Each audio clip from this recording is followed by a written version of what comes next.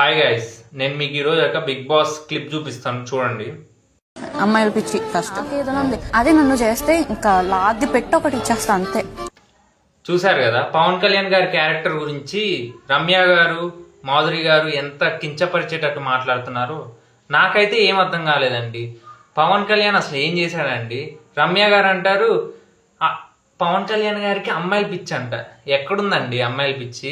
మళ్ళీ ఇంకోటి ఏమంటారు, అదే నేనైతే అట్లా చేతులేసి మాట్లాడితే చెంప పగిలేటట్టు కొడతాను అంటారు. మాధురి గారిని చూస్తే మాధురి గారు అంటారు, ఏంటి ఆయన ఒక సోల్జరు, గిచ్చుతాడు గిల్లుతాడు. ఏంటండి ఆ మాటలు?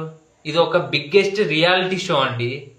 కొన్ని వందల కెమెరాలు, కొన్ని వేల ప్రజలు చూస్తుంటారు.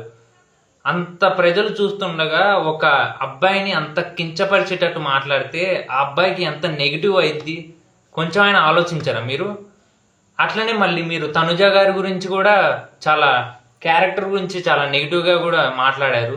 లీనియన్స్ ఇవ్వడం, లీనియన్స్ ఇచ్చింది 2 చేతులు చప్పట్లు అంటే ఏం చప్పట్లు అండి? ఒక అమ్మాయికి తెలీదుగా? ఒక అమ్మాయికి తెలీదా అండి? ఆమెకి ఒకవేళ అన్కంఫర్టబుల్ ఫీల్ అయితే ఆమె చెప్పేసిద్ది కదా. అయ్యో, మీరు నిన్న కాక మొన్న వచ్చారు వైల్డ్ కార్డ్ ఎంట్రీలో, ఇక మీరే ప్రతి ఒక్కరిని జడ్జ్ చేస్తున్నారు.